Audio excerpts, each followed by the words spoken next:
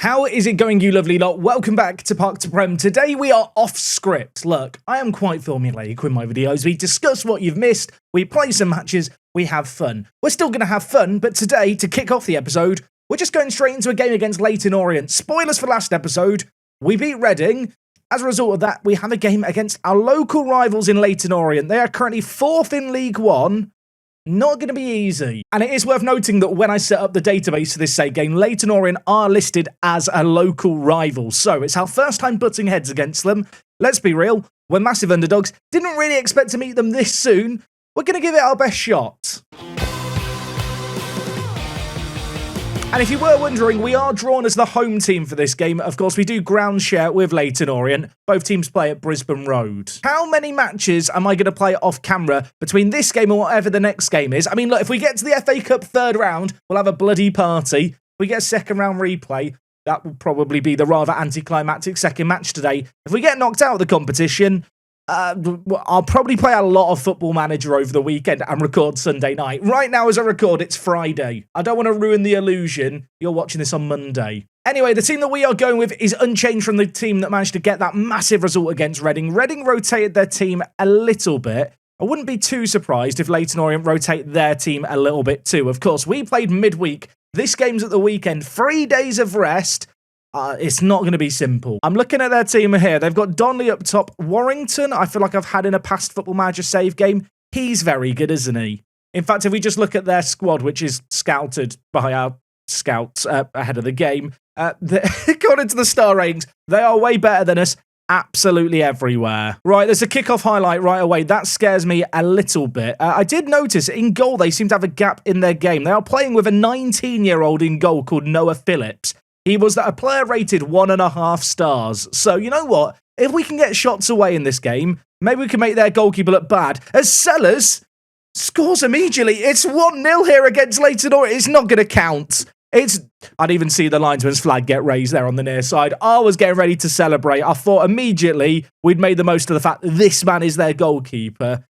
The linesman's denied us. So far, so good. We've had 54% of the ball, having a lot of the ball around the back. That's somewhat expected, given the fact we're encouraging our players to play out from the back. But you know what? It's going to be difficult for them to create anything when their average position remains as deep as it has thus far in this game. We do have a chance here. Hume back post. Robinson's there.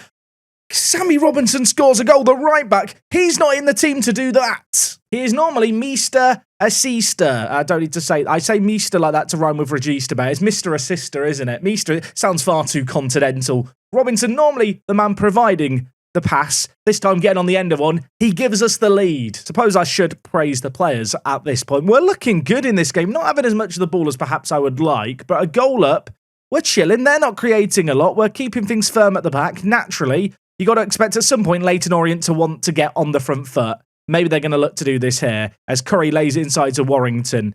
Has Curry ahead of him. A little bit of space perhaps emerging in our final third, but look how many players we've got back here. There is a wall of players for Leyton Orient to play through. They're going to try and do it. That is a crucial save by Rose. Still now got the corner to deal with here. It's Graham over it for them on this near side. He's going to whip it in near post. Our weakness has been corners this year. We've dealt with that one just about. And with that, it's already half-time. The XG story it's not an entertaining story, is it? But you know what? If the goodies win in the end, that's us. It's a great story. Going to tell the players I'm delighted with how we're doing against our rivals. I think at some point, Leyton Orient are going to have to change their shape here. I'm kind of tempted to go to cautious mentality and try and hit them on the break more. But equally, why ruin a good thing? Why change things when we are playing as well as we are? I say we're playing well. Look, we've had one shot and it's gone in. We've limited their opportunities. We've already got only half an hour left of this game. Chambers is on a booking and looking a little worse for wear. I'm going to bring in, I think, Harlock there, a defensive midfielder. Elsewhere in the team, Overton's been poor today. You know what? McGlynn on Newcombe. And Sellers has not been good either. So I'm actually going to go for a double change in the striking area, get some fresh legs on. All our attackers are of a fairly similar mould where they have a little bit of pace. I feel like in a game like this where we're perhaps looking for 1 or 2 big balls over the top to them, a bit of pace is always good. Leyton Orient have now changed to a 4-2-4, by the way. They are really going for this game. I'm actually now going to switch to cautious mentality. In this second half, things have definitely swung in their favour a tad. And yet, there's just no highlights happening. We are football terrorists, I think it's safe to say at this point. There is nothing happening. There is nothing happening. There's 6 minutes of added time. It's all just going to go. And we're into the FA Cup third round. I really don't know how we've done that. We don't deserve it. I mean, we do because we've won, but does that even count as a match today? Nice work, everyone. FA Cup third round, a chance at Championship or Premier League opposition awaits us. That's exciting. Knowing my luck, we'll end up getting some crap team. But you know what? We'll make the most of this while we can. That is big. We get £67,000, presumably a load of money in terms of ticket sales as well. Yeah, indeed we do. Suddenly, the balance looks good. I wish I had a bit more to break down about that game. Let's be honest, that was awful, wasn't it? Like, from a YouTuber point of view, just not a good game. But we won, so it's fine. The FA Cup third round's in 2 days. I'll be right back. That was such a weird game that we've just played, because we weren't ever really on the back foot, you know? It was just a game where we kind of just won. The final whistle went, and it was 1-0 from a really early chance. Like I said, we are going to be playing in the FA Cup. You can see a fan poll, Wanderers fan poll. Which teams would we prefer to be an opponent? Chelmsford, Ebbsfleet and Altrincham are leading the way. I would quite like to get one of the big boys. I'm just looking through the teams remaining in this competition. There are a few National League teams that have made it this far, to be fair. Of course, now all the Premier League and Championship teams are arriving to spice things up a little. But yeah, there is, I think, 6 or 7 National League teams that have made it this far. That's pretty impressive. The new draw system in Football Manager, I thought it was going to be a game changer. It takes too long. There is so many teams going to be drawn out here. I'm going to watch them all. Let's hope we come out early. Wolves would be fun. I think at this point, we really want an away game against a Championship or Premier League opposition. Probably not going to win the FA Cup, so just going out in a blaze of glory and making a load of money would be optimal. This is match 2 of 32. We're going to be here all day. Roy Keane has got more patience than me. I realise there's a button called advance to your team. Let's just hit that for everyone's sanity. West Ham away. I mean, it's great. We're going to get battered. West Ham away. There you have it. The first meeting of West Ham and Wanderers. We're probably going to get battered there. With West Ham out sort of late, Wanderers will fancy their chances. I'll tell you what, with respect to Evie, she doesn't know what she's talking about. We're going to get murdered here, aren't we? But we, you know what? We have won the FA Cup more than them. So we've got that going for us. Evie said West Ham are out of sorts. I know they've lost a few games in a row. They're still currently 9th in the bloody Premier League. Like, they're not having a bad season. Right, that game against them is at the start of January. I think I know what game we're about to jump forward to. I'll catch you up on the 4 league games and FA Trophy game in the intermission. Don't go anywhere. Future Jack, take it away. So originally I planned on recording this next bit of the video, the second game, later on in the weekend. I'm too bloody excited. I've smashed through a month of Football Manager to join you at the London Stadium to take on West Ham. They were 9th place. They're now 11th. They've not won in their last 5. They've not scored in 4 of those games. Could we win? Probably not, but I'm trying to give you guys reason for hope. In the intermission, I have played through the month of December. You'll note here, our most recent game was against Woking on the 27th of December. It's now been 10 days since our last game. And the reason for that is we were meant to take on Gateshead. The game got postponed due to a waterlogged pitch. So, yeah, we come into this game pretty fresh. However, as you may have spotted on these fixtures, things haven't been plain sailing. We were able to beat Tunbridge Angels rather convincingly 4-2, but then a draw against Eastleigh, not a good result here. Both goals came inside the first 10 minutes. This was a game I wanted to win because Eastleigh are the team just outside the playoffs. So there's kind of 8 teams competing for 7 playoff spots. When we got the early goal, I'm thinking, this is it. We've arrived. We're going to be good. And then it didn't really materialise that way. In the 9th minute, that goal went in. And from there, nothing else happened. And things went from bad to worse as we took on Barnet in our next game. We were looking rather fatigued going into this one. Joe Rose had an absolute nightmare in goal on a 5.9 rating. And ultimately, yeah, we lost 3-2. A frustrating game to say the very least. From there, though, we have bounced back with 2 wins. The first was against Fylde, 4-1 in that one, and then against Woking, a 5-2 win. And all of a sudden, Thorndike is up to 12 goals in 29 games this season. This man's been very, very reliable. Not really talked about in that much. He is now, is he our top goal scorer? It's going to be between him and Hume towards the top. He is now the top goal scorer. Of our attackers, McGlynn is up there. You may have noticed Sellers has dropped out the team a little bit more recently, although when you look at things now, he has actually started 22 games. And ever since he had that game where he scored 4 goals, I don't think he's scored in the league since. No, he hasn't. He scored against Reading. That has been it. So here is a look at the league table. We sit in 5th place. There's only 15 games left of the season. We are 10 points behind York, who are currently pulling away a little bit at the top of the table. As for things over our shoulders, loads of teams have played a game more than us and trail us. We're in a good spot. We have also had our youth preview come through. An A goalkeeper, A for fullbacks. That makes me feel optimistic. A few Bs as well is nice to see. I'd love with our facilities to get in an English goalkeeper who becomes our main man for the whole save game. Wouldn't that be dreamy? I mean, we'll find out in March if dreams are going to come true. Oh, and in a little bit more team news, Yeovil are dicks. They wouldn't let me loan Morgan Williams for an extended period. His loan originally only ran until January. They've asked for him back. They won't loan him back to me. So at the moment, given the fact we play with 3 centre-backs, I'm a little bit concerned about the fact we only have 5 centre-backs in the entire team. One of them is our right-back. The other is Chris Ogre. I am attempting to remedy this situation, although with only £400 in wage budget to spend, it's not great. Ollie Younger is the man I'm looking to bring in. Probably should scout him, really. He looks like he could be the option. I mean, he's not a great centre-back, but as a backup, I think he'd do the job. Oh, and into more defensive news, Eden Page got injured again. This man, I love him. This is a problem. He just gets injured too much. That said, I do feel relatively well prepared for this West Ham game. Of course, the squad depth is a concern, but it isn't going to affect us, I don't think, too much today. Mostly because, as I mentioned, we've had this big old rest ahead of the upcoming game. With that said, though, we can fill out the bench with a few more players. So let's get on the players who can maybe come on and make a difference. It has just dawned on me here that with the new back three, with Morgan Williams gone, there's a load of dashed lines. Do you guys put any stock in the lines? I don't like the fact they're dashed, it scares me. And in the final third, I am going to go with McGlynn, Overton and Thorndike. I'm really annoyed about Sellers. I thought we'd solved a problem when he got those 4 goals against Altrincham. The fact he's not scored in kind of the resulting 12 games since, a big problem. Given the fact the transfer window's swung open, I was hoping maybe the board would give me some more money. They've denied all my requests, but maybe they'd give me a little bit of money if we can put on an okay showing here. To be fair, we go into this game with about £700,000 in the bank. That should jump up pretty monumentally here as we take on a fellow London club. West Ham, actually, compared to Wanderers, not a million miles away. This is as close to a local derby against a Premier League team as we may get once we get to that promised land. Obviously, we're not there yet. And I think in this game here, we're probably going to see how far away from that dream we are. I've just noticed we're playing on positive. We're going to go to cautious in this game immediately. We want to be difficult to break down. I know the game against Leyton Orient wasn't big or pretty, but it was effective. And that's basically the mindset I'm going into this game with. Let's defend well. They've got a bit of a mixed bag in team. There's definitely some good players in their team. Somerville, Ings, Soler, Soucek, Tadibo, Fabianski.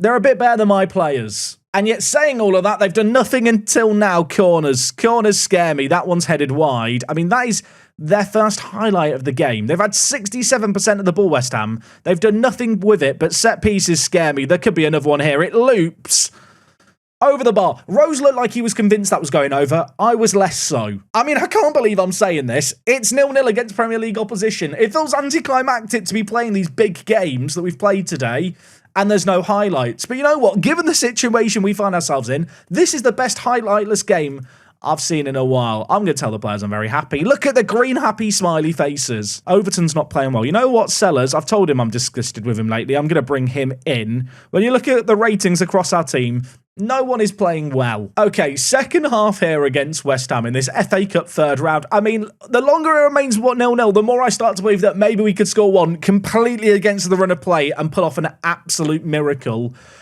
We're on the attack. We've got the ball. This is the first time we've actually seen this all game. Maybe a little bit concerning that it's coming this late, but Sellers, fresh off the bench, lays it back to Leak. Can he now get the ball forward? The left back whips it in. Thorndike is kind of under it. Can Robinson get there? Overton? Oh my word, we're actually beating West Ham. We are actually... What is happening? I don't know.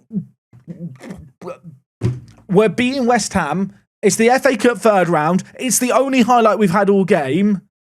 Is this just the way to win at Football Manager? You just play 5 at the back, defensive midfielders, and then kick it up to some pacey players. Overton scores. West Ham at some point, I assume, are going to go more attacking here. They are playing a halfback with a Segundo Volante in the centre of midfield. I'm not one to criticise tactics. That's questionable. Thorndike's looking complacent. I'm going to take him off and bring in Harrop. attacking midfielder. This man once upon a time was playing in the Premier League for Manchester United, scored in that one game he played. He's going to come in here for us. Johnson's tired, and he's also on a booking. But I don't really have a good right centre-back to bring on unless I do this shuffle. We move Robinson to wide kind of centre-back, playing as the ball-playing defender on defend. Then Harlock comes on at right wing-back. I mean, our team is an absolute mess. I don't know how we're doing this today, but you know what? I love the fact we're doing it. There's 22 minutes to hold on. I'm just going to tell the players to time waste a little bit more and slow down the tempo slightly. We've had one shot, it's gone in. To be fair, they've only had 6 shots on target. I say only, that's quite a lot. There's 10 minutes left. We're dreaming of it. We're trying to hold on. West Ham are on the attack. It's whipped back post. It's headed away. Kilman's at the edge for the Hammers. Harrop, what are you doing? What have I just seen? Why? Why has he done that? You absolute cockwomble. I've done a 360 in my chair. You know that's when things are bad. All right, Rose in goal. Be the hero. Please be the hero, Rose. I'm Jack. You're Rose. We're on the Titanic. We're sinking. Maybe you can save me. He can't save me. He can't. It's 1-1. I mean, we could still be on for a replay, so we do have to remain switched on here. As soon as I've gone to time wasting, we've conceded. I'm changing the settings back. Souček sends the keeper the wrong way. And I'm more upset about this than I thought I was going to be. I anticipated going into this game and, well, getting spanked. The fact that it's 1-1, like, I can't quite believe it. I mean, imagine if we score another. I shouldn't imagine it. We're going to give away the ball probably. Overton, players in a wide area. He's going to go on his own. I mean, there's options in the middle here. Imagine if we score. Imagine Souček clears it away. Win the header, Hume, Harrop, Harlock. The H's linking up. Triple H. Is that a penalty? Is that a penalty? What's happening? Please give it. There's VAR. I didn't think I'd have to deal with VAR for years. And here we are in episode 5, relying on it. No penalty! I've suddenly burst into animated life. The game's messing with me. The game is messing with me. There's 3 minutes left here against West Ham. There's another highlight. I mean, we've done absolutely nothing, to be absolutely clear. That penalty was a lifeline. They've had an XG of 2. At this point, I probably should be settling for the replay, but the fact we've just had a penalty ruled out due to VAR, I mean, it's left me a little bit upset, to say the very least. West Ham are now on the attack. Imagine what could have been. Imagine we could have been scoring a penalty right now if VAR hadn't been introduced, and now they're on the attack. This is scary. It's gone just wide. I need to remember to breathe. I'm forgetting to do that. There's another highlight. I was just getting ready to look in the top corner and look at the added time, and instead Football Manager's like, nah. We're going to make him suffer a little bit more. I mean, at this point, losing to West Ham from here would just be an absolute kick in the gonads. Somehow, we've managed to show a resilient display, a fortuitous display, and hang on in here. We've got 1 minute plus added time to try and hang on. Souček, the goal scorer, is going to whip it in. Danny Ings is under it. Spencer Addons wins a header. Somerville keeps it alive. They were playing like a full-strength team, and they've scored, and it's 2-1, and it's Souček again, and I'm just sad. Usually I have a good poker face to like hide when I'm getting excited and carried away at Football Manager. At 1-0, I was actually starting to get excited and carried away. Could you tell? And now it's just all been ripped away from me. I mean, now the issue is now, right, there is absolutely no time left. We've just got to go on the attack here. More direct, hit early crosses. All right, you know what? Chambers, you're going to go up top. Pharrell Williams, on you come. This looks like an absolute mess of a formation, doesn't it? We are desperate. What is this I'm drawing? It looks like the visual interpretation of a mental breakdown. I'm going to level with you. I don't see a world where this works, but we might as well try. Get stuck in. I mean, that's the last instruction to set, isn't it? We're on very attacking. We're going for it. If we concede another now, it's absolutely fine. There's more to happen. The ball is launched forward here. We've got so many players forward. There is no midfield left, and Somerville is very much aware of that. Souček's on for a hat-trick. He dinks it back to Somerville. It's whipped in. It's offside. It's off. I've seen the linesman. It's going to finish 2-1 against West Ham, which I think is remarkably respectable. I'm just a bit sad about how this has now ended. I know it's offside. If it's now given, I'm going to be fuming, but it's not going to count. West Ham 2, Wanderers 1. You know what? At the start of today's episode, when I was getting ready to play Leyton Orient, if you told me we were going to do that, I would have been quite proud of us. I mean, look at the stats. It would have been the biggest FMing of all time if we'd pulled it off.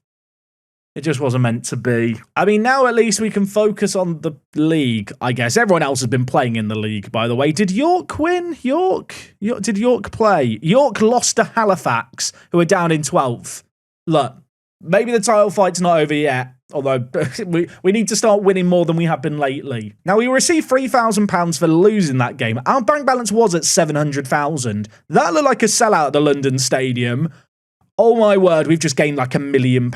What was the income there? £1.2 million for that game. I mean, surely the board will give me more wage and transfer budget now. Now, in terms of the plan for next episode, I'm going to march onwards and upwards to March. When we get to March, there is a youth intake coming in. There's not actually that many games between then and now, and I imagine by March, we'll be at the business end of the season and have a better idea of actually what we're fighting for this year. Today's episode's been absolutely bananas. I hope you lost your mind and enjoyed it as much as I did. A fun one to record. 1 like equals 1 prayer for my sanity.